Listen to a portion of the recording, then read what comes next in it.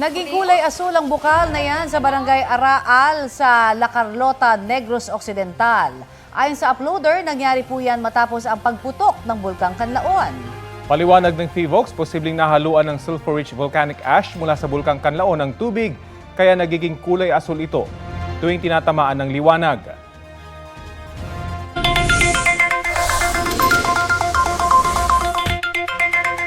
Good news naman sa mga motorista, may posible pong mahigit pisong rollback sa kada litro ng diesel sa susunod na linggo. Bata yan sa pagtataya ng Oil Industry Management Bureau ng Department of Energy base sa 4 na araw na trading.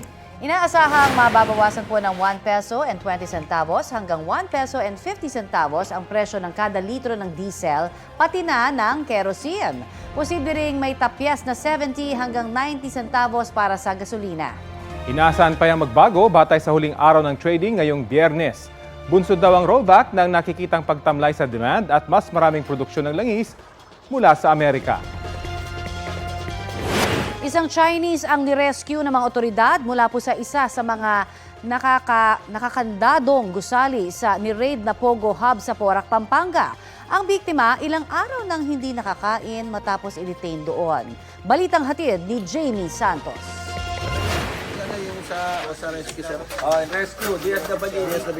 Rescue operation ito ng Presidential Anti-Organized Crime Commission kasama ang PNP SAF sa nakakandadong gusali sa loob ng illegal Pogo Hub sa Porac, Pampanga kagabi. You ask him if he wants to be rescued and if he wants help from the police. 他们是问，如果是你是需要他们警察的帮助对吗？你需要警察来帮助你对吗？对。Yeah. Sa pagbabantay kasi ng mga taga-SAF, isang lalaking Chinese ang narinig nilang sumisigaw mula sa loob ng gusali. Gamit ang volt cutter, sinira ang kandado ng gusali kung nasaan ang Chinese. Pagpasok, dumiretso patungo sa ika-4 na palapag ang mga otoridad kung saan nakakulong ang lalaki. This is the police. Only one himself. Sa init sa loob ng gusali, nag-moist ang aming kamera. Wala kasing kuryente kung saan nakakulong ang subject ng rescue operations.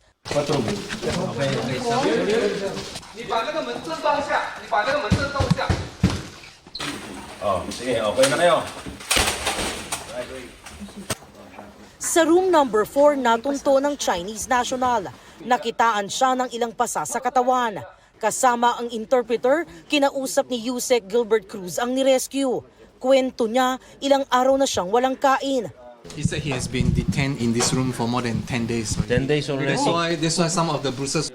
Sinasaktan din daw siya ng mga nagkulong sa kanya roon. Sir, why did he was beaten up? Why he was beaten up? 他问为什么你会被打？因为他是做杀猪盘的，哦，他，然后你不想做是吧对，因为不想做，然后后来最开始我想走，然后？Because he said they are running the scamming business. He 然后 doesn't want to involve with the business. He that's don't why. want to involve in scamming business. Bababa na po tayo. Ito lang po ang intention natin. I-rescue lang po natin siya dahil humihingi po siya ng tulong sa atin. So ngayong na-rescue na po natin siya, ibababa na po natin siya. Bababa po tayo, wala po tayong hahawakan, kundi bababa lang po talaga tayo. And then, labas na ulit tayo. Matapos maisagawa ang rescue operation, isinakay sa ambulansya ang lalaki para madala sa ospital. Muli ring ikinandado ang gusaling pinasok.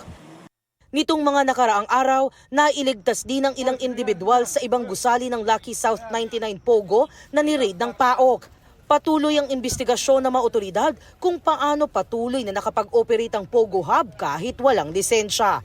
Nananatiling bukas ang GMA Integrated News sa panig ng kumpanya. Jamie Santos, nagbabalita para sa GMA Integrated News. Arestado sa operasyon ng Bureau of Immigration ng 37 Chinese na iligal umunong nagtatrabaho sa bansa. Sabi ng BI, itinasang ilang operasyon nitong Martes kasunod ng mga reklamo ng ilang residente ng multinational village sa Parañaque. Ang ilan daw sa mga naaresto may food business tulad ng restaurant at grocery store. Dagdag ng BI, karamihan sa mga nahuli ay naka-tourist visa o kaya lumabag sa kanilang working visa. Dinala ang mga inaresto sa detention facility ng BI sa Taguig habang tinatapos ang proseso ng kanilang deportation. Hindi pa sila makuhanan ng pahayag. Mag-ipon na ng tubig, yan po ang payo ngayon ng mga otoridad sa mga taga-barangay Araal at San Miguel sa La Carlota, Negros Occidental. Maniniguro raw ito na may malinis na tubig ang mga residente sakaling magpatuloy ang pag-uulan doon na posibleng magdulot muli ng pag-agos ng lahar mula po sa Bulkang Kanlaon. Samantala, hindi na lamang sa Negros Island sa Visayas nararamdaman ang epekto ng pagsabog ng Bulkang Kanlaon ito pong Lunes. Umabot na kasi sa Bicol Region ang volcanic haze nito o yung mga particles ng bulkan na humalo sa ulap. Ayon po yan sa Pag-asa, Southern Luzon at Fivox. Namataan daw ito sa mga probinsya ng Albay, Masbate, Camarines Sur, Camarines Norte at Sorsogon. Pinapaalalahanan ang mga residente na magsuot ng face mask, lalo't nakasasama raw sa kalusugan ang volcanic haze. Kabilang sa mga pinakamatitinding peligrong pwedeng kaharapin ng mga residenteng malapit sa bulkan ay ang lahar. Sa Negros Occidental, pumasok na sa ilang bahay ang lahar. Pero paano nga ba nabubuo yon? Ayon sa Fivox, ang lahar ay ang malapot na pinaghalong tubig, abo at bato mula sa bulkan na karaniwang mabilis na dumadaloy sa daluyan ng tubig tulad ng ilog. Pwede ang mangyari habang o pagkatapos ng pagsabog ng bulkan. Ayon sa United States Geological Survey, isa sa mga paraan para mabuo ang lahar ay kapag naghalo ang makapal na volcanic ash at ulan. Kagaya na lang na nangyari noong pumutok ang Bulkang Pinatubo noong 1991 na nakapaminsala ng maraming tirahan at kabuhayan. Paalala ng NDRRMC, lumayo sa mga ilog at sapa na posibleng daluyan ng lahar.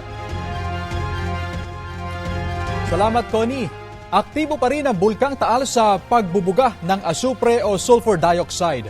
Umabot sa mahigit 11,000 tons ang ibinubugang volcanic sulfur dioxide ng bulkan kahapon ayon sa Fivox. Mas marami yan kaysa sa daily average na mahigit sa 8,200 tons simula noong 2021.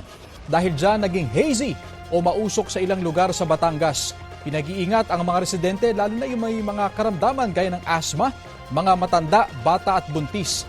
Hanggat maaari, manatili sa loob ng bahay.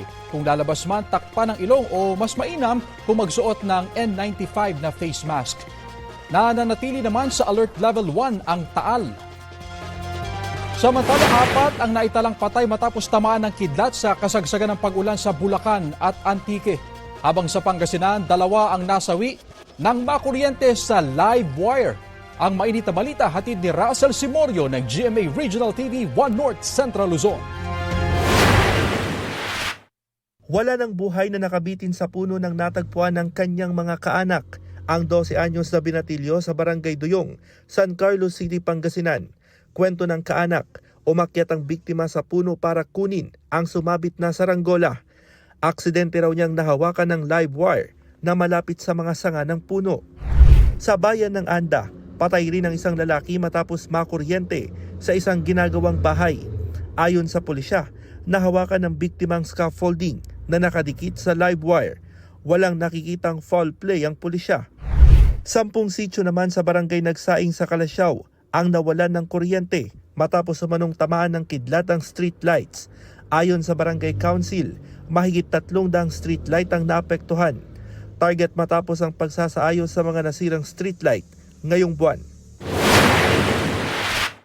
3 magpipinsan ang nasawi matapos tamaan ng kidlat sa Pulilan, Bulacan. Ayon sa mga kaanak ng biktima, nagkayayan daw silang maligo sa ulan at maglaro ng bola nang mangyari ang insidente. Isang mangingisda rin ang tinamaan ng kidlat habang nasa laot sa Hamtik, Antique. Ayon sa kapatid ng biktima, sabay-sabay silang magkakapatid na pumalaot para mangisda. Yan ay kahit may pag-ambon, pagkulog at pagkidlat ng mga oras na yun. May narinig daw silang malakas na pagsabog at usok na nanggaling sa bangka ng kapatid. Nang kanilang lapitan, nakita nilang nakadapa, nangingitim, may sugat sa noo at wala ng buhay ang kanilang kapatid. Kung may pagkidlat, tandaan ang ilang paalala ng mga otoridad. Iwasan ang paggamit ng dikuryenteng gamit o anumang bagay na maaring daluyan ng kuryente mula sa kidlat. Lumayo sa kawad ng kuryente. Kung nasa labas ng bahay o gusali, sumilong sa pinakamalapit na bahay o gusali.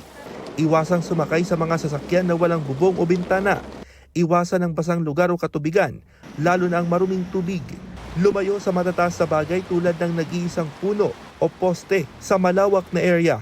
Iwasan nyo yung mga peak na lugar, yung mga matataas na lugar, kasi sila yung mas prone na tamaan ng lightning. So avoid din yung mga tall trees, yung mga matataas na puno, na sumilong tayo kasi minsan we have this parang misconception na kapag sumilong tayo, baka hindi tayo tamaan. Pwede mong gawin, humanap ka ng small patches of trees,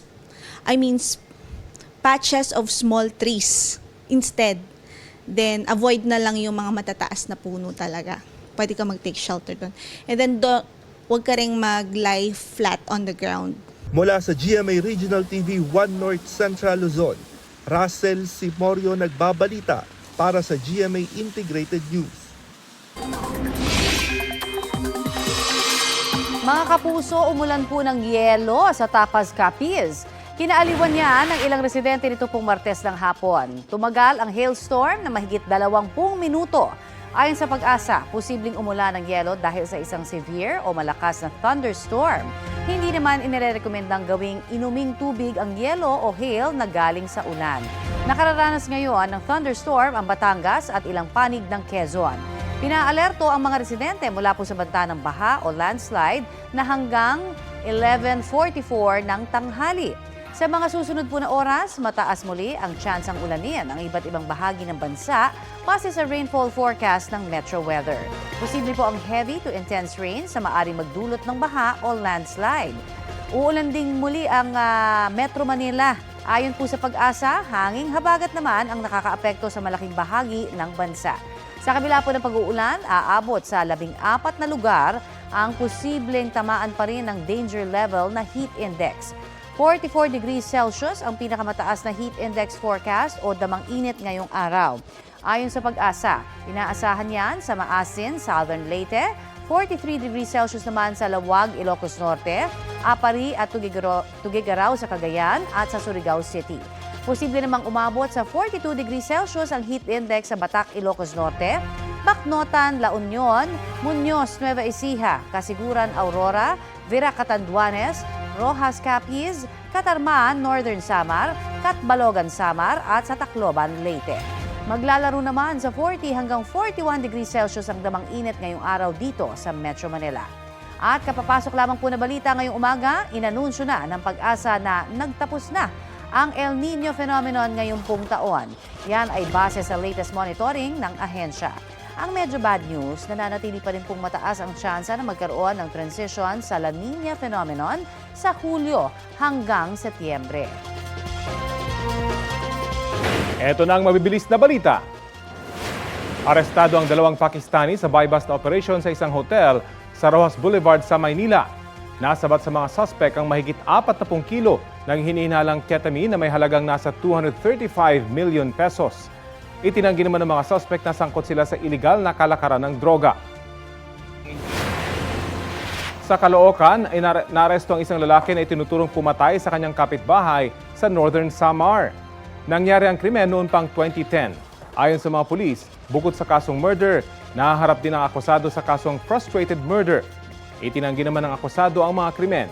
Ayon sa kanya, nagulat na lang daw siya nang silbihan siya ng warrant of arrest.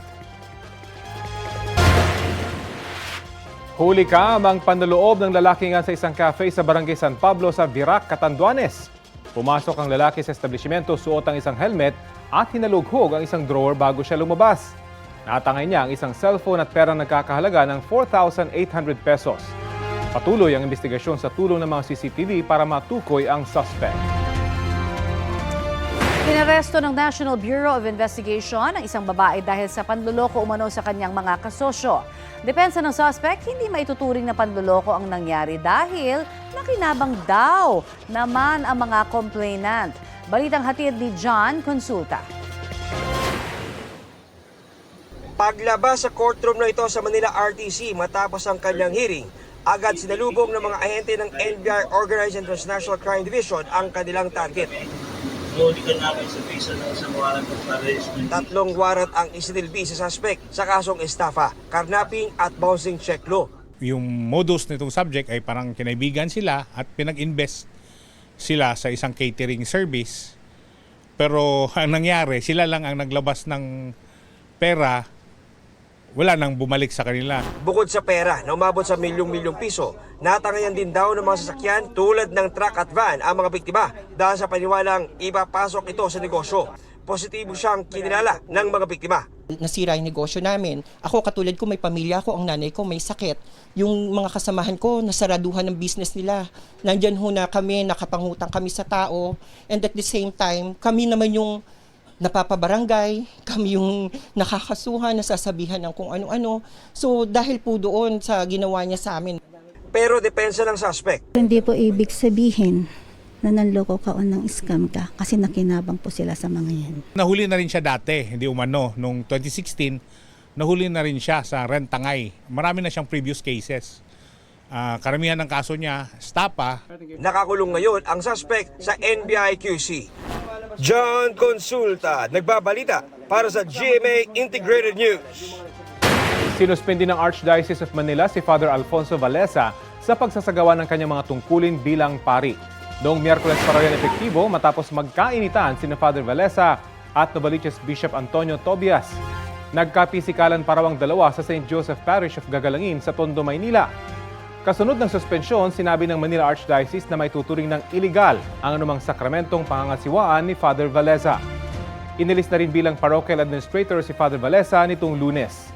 Sa ngayon, isang parish administration team muna ang namamahala sa St. Joseph Parish. Sinubukan ng GMA Integrated News na kunan ng bagong pahayag si Father Valesa, pero tumanggi muna siya ang magbigay ng pahayag. Salamat, Rafi!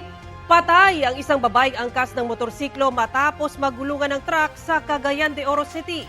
Sa Iloilo City naman, may lasing na nambato ng glass door ng isang convenience store. Ang mainit na balita hatid ni Kim Salinas ng GMA Regional TV 1 Western, Visayas. Nagkalat ang mga bubog sa entrance ng isang convenience store sa Haro, Iloilo City kahapon ng madaling araw. Ang glass door kasi ng tindahan, binato ng isang lalaking lasing. Ayon sa pulisya, nagsimula ang kumusyon nang pagbintangan siya ng shoplifting ng gwardya. Korbik sa security guard na pinisita niya bala. Pinakita man niya na ginakuha ni Mr. ang makatsukulit na dundutan sa ilahawak. Mulang galing to, wala siguro niya masikyo kinanda na kaladagdag. Nahulog kayo, bug mga dan. Ko bayaran ko ni Kapitang ko ba akong 200. Mabayad na ako tayo mo to base-base. So niya ako sige, hindi na akong bakal. Naglakat na lang ako diyon. Ang nakaalitang gwardya sana ang target ng lalaki. Pero dahil lasing, ang glass door ang tinamaan ng ibinato niyang bote. Hawak na ng pulisya ang sospek habang hinihintay ang pamunuan ng convenience store kung magsasampa ito ng reklamo. Wala pa ring pahayag ang gwardya. Sa ospital na uwi ang sanay meet-up ng 19 anyos na babaeng ito sa lalaking nakilala niya sa social media. Batay sa investigasyon, pinangakuan ng babae ng trabaho kaya nakipagkita siya sa sospek sa Malaybalay Bus Terminal. Pagsakay raw ng biktima sa motorsiklo ng sospek, dinala siya sa damuhang bahagi at tinangkang gahasain. Nanlaban ang biktima kaya pinagsasaksak siya ng sospek. Nasagip siya ng isang tricycle driver. Tinutugis pa ng pulisya ang sospek. Kuha yan ng CCTV ng Puerto Police Station sa Cagayan de Oro City. Normal ang daloy ng trapiko hanggang sa may sumemplang na motorsiklo.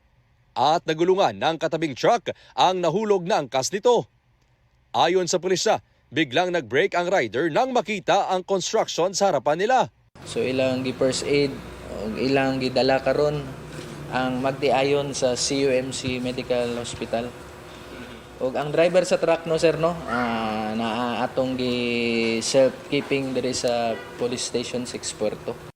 Nasawi ang babaeng angkas sa ospital dahil sa head injury. Plano namang makipag-areglo ng truck driver. Ngayon may dispensa gamay nga tungod sa hitabo. Wala may magtuo nga doon na day aksidente nga hitabo sa akong truck. So wala gyud na matuyo ang maong insidente. So andami mo hatag mi sa mga gamay nga hinabag. Mula sa GMA Regional TV 1 Western Visayas, Kim Salinas, nagbabalita para sa GMA Integrated News. Thank God it's Friday, mga mare at pare! Another iconic achievement para kay kapuso global fashion icon, Heart Evangelista. Pang-apat si Heart sa top 20 global celebrities for all fashion and sportswear segments. Base yan sa report ng cloud-based performance benchmarking software ng Launchmetrics Insights. $85 million o halos 5 billion pesos daw ang media impact value o MIV ni Heart last year. Ang MIV ay tulong ng celebrity o influencer sa pag-unlad ng ine-endorse na brands. Sa X, may pa-congrats si Heart kay Ann Curtis na top 9 naman sa nasabing ranking. Iniimbestigahan na po ang kaugnayan ng sinalakay na Pogo Hub sa Porac, Pampanga sa nauna ng nabistong iligal na Pogo Hub sa Bamban, Tarlac. Tinitignan na rin ang mga reklamo ng pakit o torture. Balitang hatid ni Salima Refran.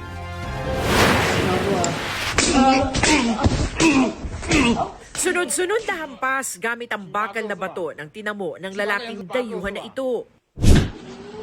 Ang babaeng ito naman, nakasaklob na nga ang mukha at nakagapos pa mga paa, pero tuloy-tuloy pa rin ang pinaghahampas ng isang lalaki. Kuha raw ang mga videong ito sa loob ng sinalakay na Lucky South 99 Pogo Hub sa Porac, Pampanga. Oy, sino yan? Sino yan? Oy! Ano yan? Ay, stop. Laking gulat naman ng mga nagbabantay na mga miyembro ng Special Action Force nang lumabas ang lalaking ito mula sa gate ng compound. Bit-bit pa niya kasi ang bakal na bed frame ng isang kama. Dali mo dito. Ay, nakaposas yan? Sir, nakaposas, sir. Nakaposas pala siya dito at pinilit lang makalabas mula sa isa sa mga gusali. Tadtad siya ng malalaking pasa sa braso, likod at maging sa mga binti. Kumain na kaya to? Wala kang pagkain. Tapos tubig. May black eye rin siya at puno ng mga galos at sugat. Bakas rin sa kanyang damit ang natuyong dugo. Nalamang bukod sa biktima ng torture, kidnap victim rin ang lalaking Chinese at iniwan na lang nang matunugan ng raid noong Martes. Obviously, ma'am, tortured ito kasi ang dami niyang pasa sa buong katawan, sugatan po siya, duguan po siya, makita niyo, ang dami po niyang pasa sa katawan. Bago nito, nakarescue rin ng mga otoridad ng isang babaeng Chinese na kidnap victim at 7 Pinay na biktima ng illegal detention. Ang Presidential Anti-Organized Crime Commission o PAOC may iba pang hinahanap ng mga biktima. Pero kasamaang palad ayon sa aming mga informante, namatay na po yung isa doon sa dalawang foreign national. Nakatanggap kami ng balita na ang kanyang katawan ay cremate na. iniimbestigahan na rin ang umano'y koneksyon ng Lucky South 99 sa Zunyu One Technology, ang sinalakay na umano'y scam hub sa Bamban, Tarlac noong Marso. May nakuha pong may mga na-recover po doon na mga evidence po na mga pwedeng magsabi na itong mga incorporators po ng Lucky South ay kasama po doon sa illegal activities po doon sa Baufpo compound.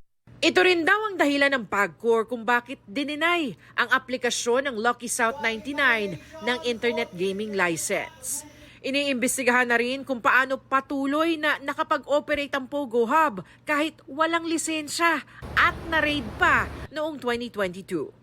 Administratively relieved naman ang hepe ng Porac Police para magbigay daan sa investigasyon. Maging Porac LGU, tinitignan na rin kung nagkaroon ng pagkukulang o pagpapabaya. Pag may nangyaring torture at nakatakas yung biktima, dapat alam nila kaagad yun. O, bakit tumakas yan? Ano ba meron sa loob? Diba? So, dapat alam ng local government. Sinisika pa rin namin kunan ng pahayag ang Lucky South 99 at Porac LGU. Salima Refra, nagbabalita para sa GMA Integrated News.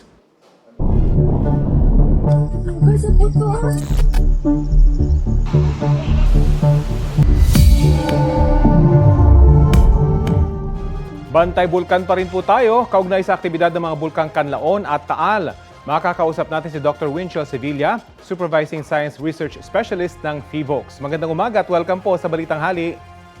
Magandang umaga po sa Rafi at magandang umaga rin po sa ating mga taga-subaybay. Opo, ano po yung ibig sabihin ng elevated sulfur dioxide degassing na naitala sa bulkang Taal?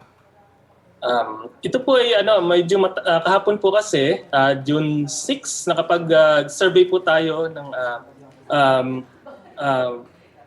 gaano karami po inilalabas sa sulfur dioxide sa Taal Volcano. Ang nasukat po natin ay nasa 11,072 tons per day.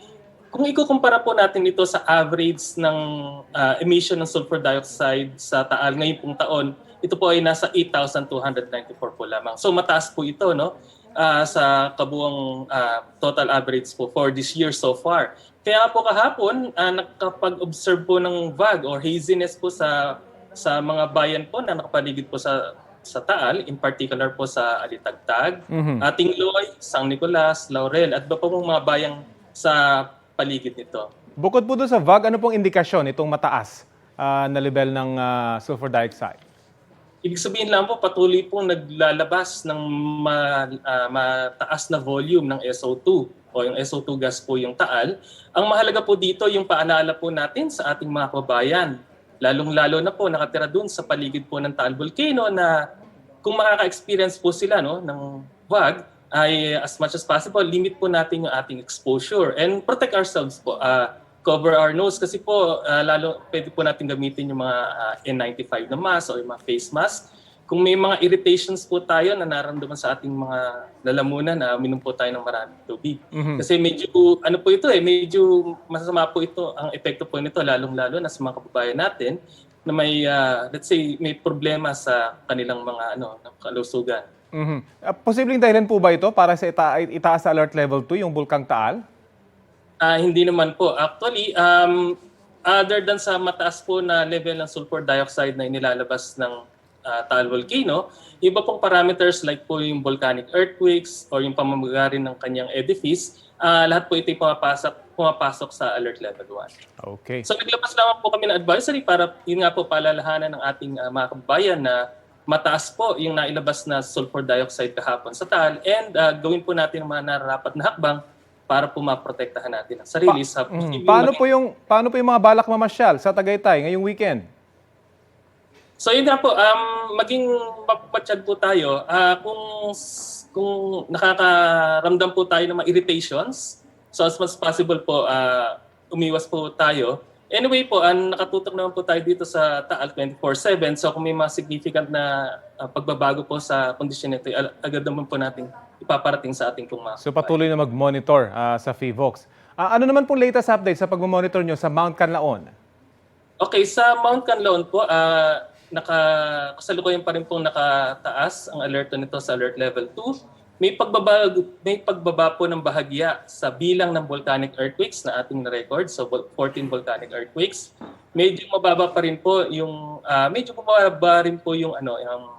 yung volume ng SO2 gas na i-record natin. Pero sa kabila po nito, nanatili pa rin pong alert level 2, yung condition sa pinapakita niya.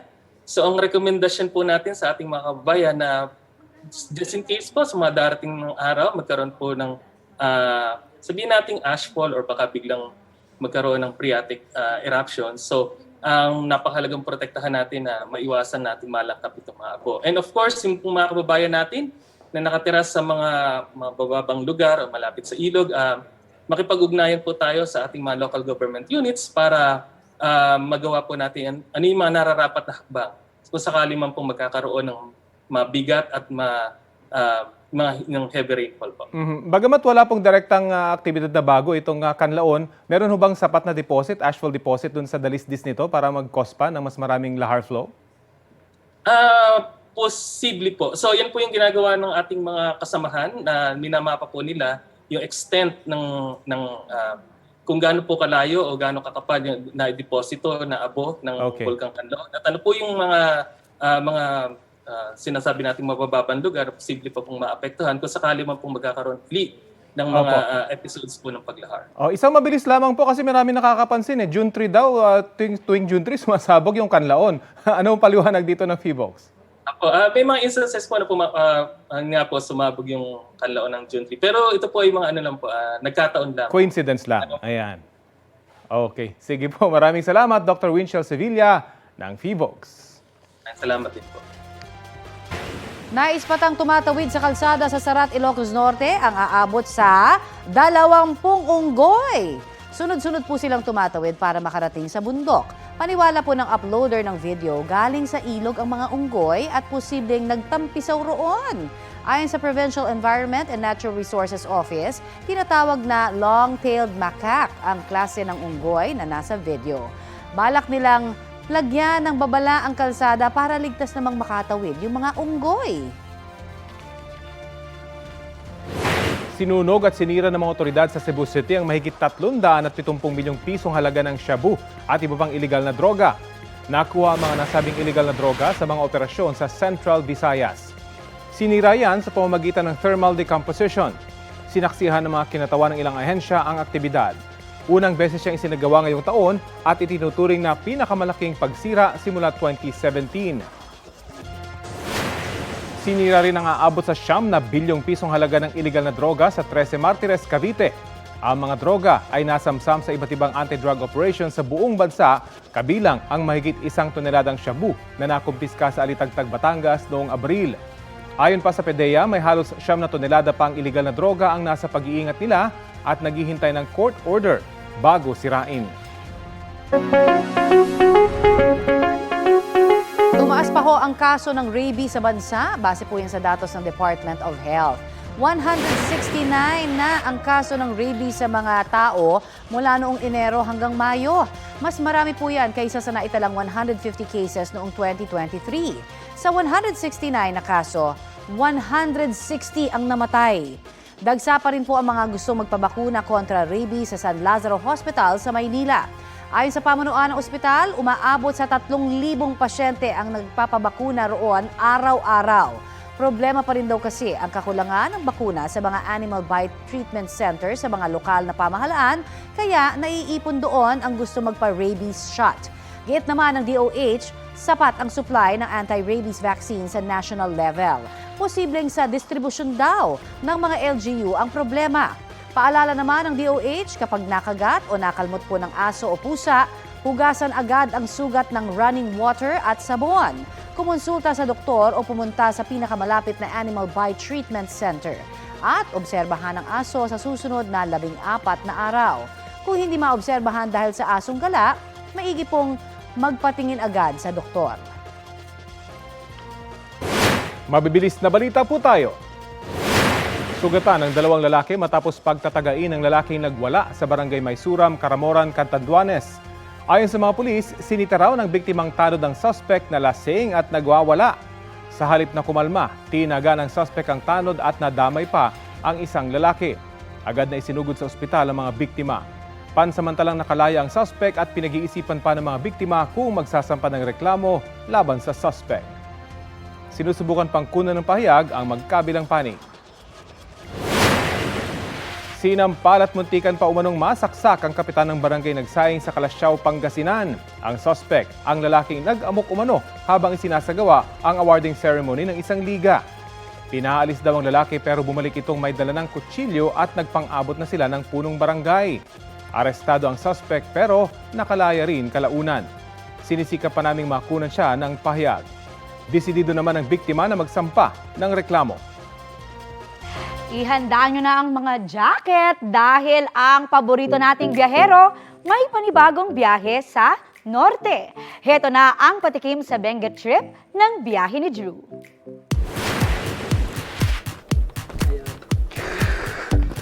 Challenging. One more.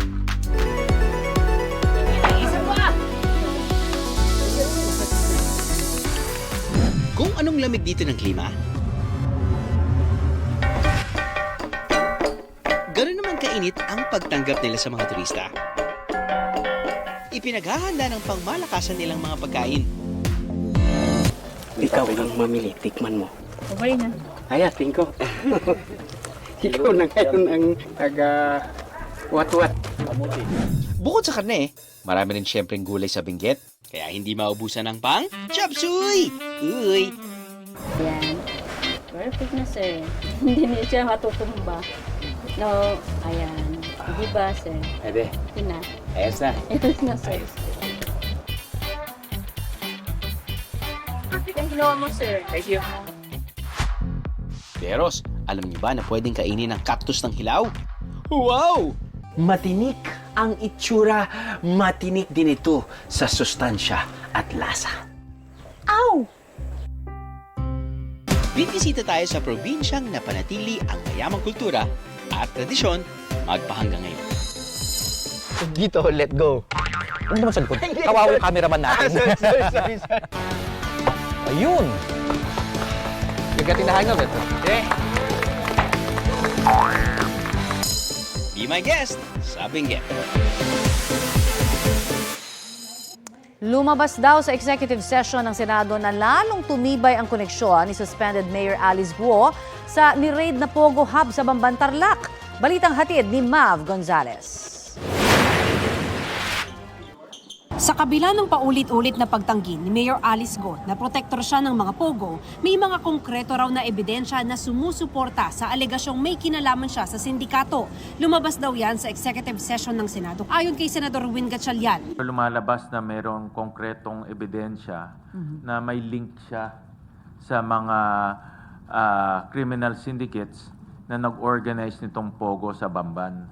So meron siyang link dito sa mga organized crime. Si Mayor Alice Guo is the one opened the doors for this criminal syndicate to come in.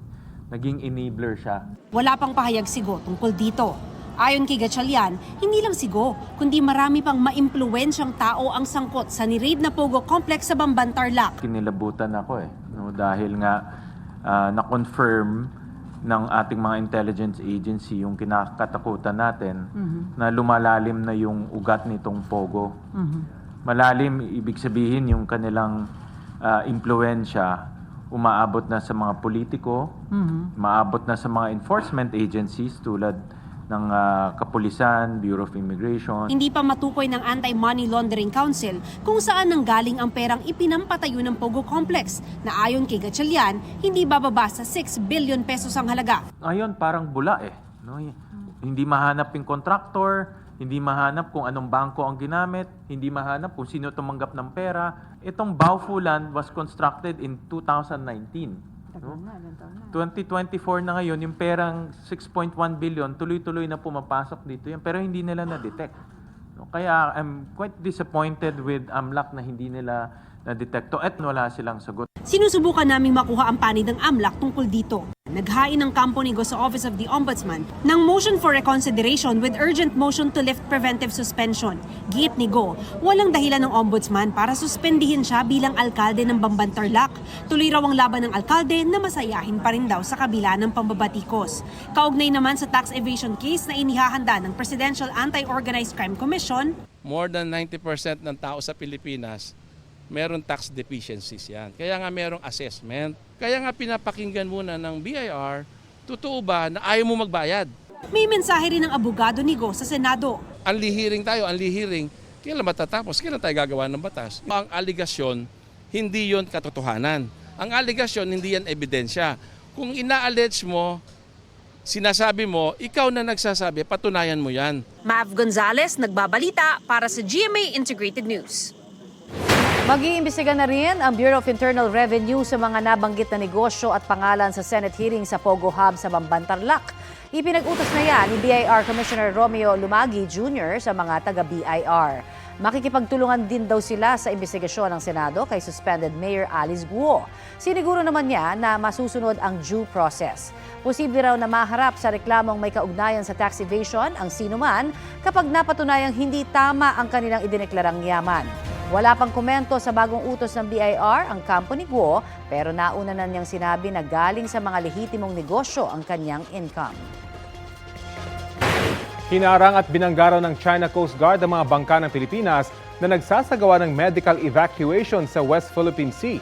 Sabi ni Philippine Coast Guard spokesperson for the West Philippine Sea, Commodore J. Tariela, sinalubong ng bangka ng Philippine Coast Guard noong May 19 ang inflatable boat ng Philippine Navy para kunin ang isang tauhan ng AFP na may sakit. Sa gitna ng misyon, nang haharas sa kanila ang China Coast Guard kahit nagraradyo na sila para ipaalam ang medical evacuation. Sa isang punto, binangga pa raw ng CCG ang inflatable boat ng Philippine Navy. Sa kabila nito, nagtagumpay naman ang evacuation at nadala ang may sakit na AFP personnel sa Palawan noong araw na yon. Tinawag ng PCG na hindi makatao o inhumane at barbaric ang ginawa ng China. Wala pang reaksyon ang China. Patay ang isang babae matapos daw na atakihin ng buwaya sa Batara sa Palawan. Sa report ng MDRRMO sa Palawan Council for Sustainable Development, nasa ilog ang babae para maglaba. Pero matapos ang isang oras, nakita na lamang daw ang kanyang katawan na nakalutang sa ilog. Paniwala ng pamilya, buwaya ang umatake sa biktima dahil may mga sugat daw ang katawan niya sa kaliwang leeg, balikat at tadyang. Magsasagawa ng inspection at assessment ang mga otoridad sa lugar dahil sa insidente. Idiniklara ang dengue outbreak sa bayan ng Badyangan sa lalawigan ng Iloilo. Ayon sa LGU, umabot na sa 40 ang dengue cases sa bayan ngayong taon. Umabot na ito sa epidemic threshold. Sa Barangay Odjongan, 2 ang naitalang nasawi. Isa rito ay kumpirmadong kaso ng dengue, habang ang isa naman ay nakitaan ng sintomas. Nagsasagawa na ng paglilinis ang LGU. Paalala naman ng DOH, sundin ang 4S kontra dengue.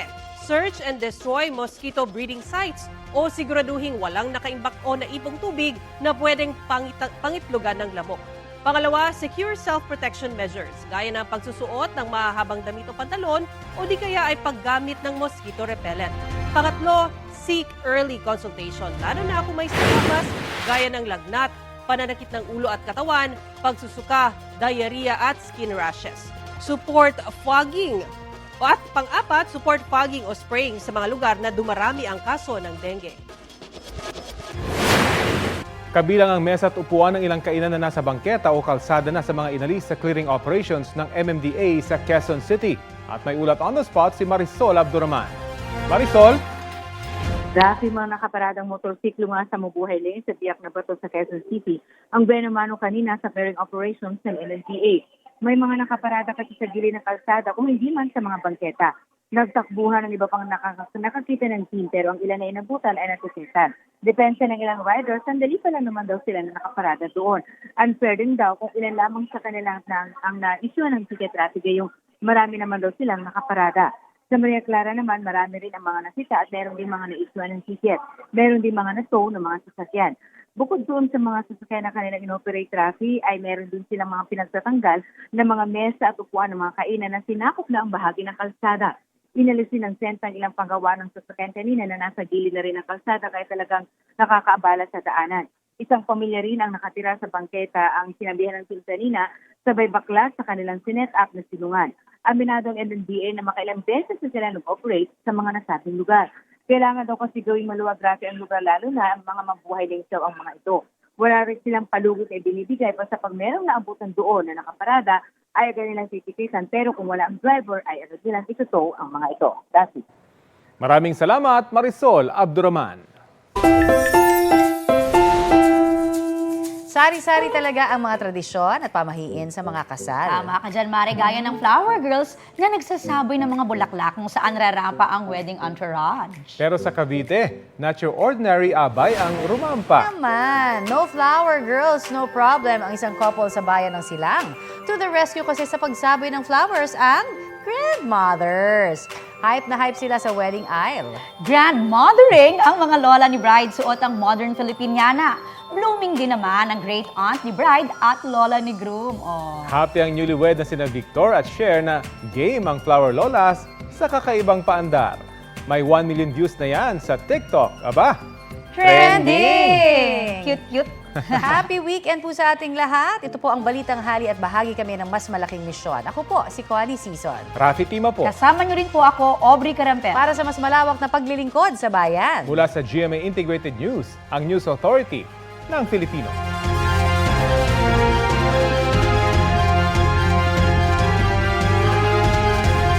Kapuso, alamin ang maiinit na balita. Bisitahin at mag-subscribe sa GMA Integrated News sa YouTube. Sa mga kapuso abroad, samahan nyo kami sa GMA Pinoy TV at sa www.gmanews.tv.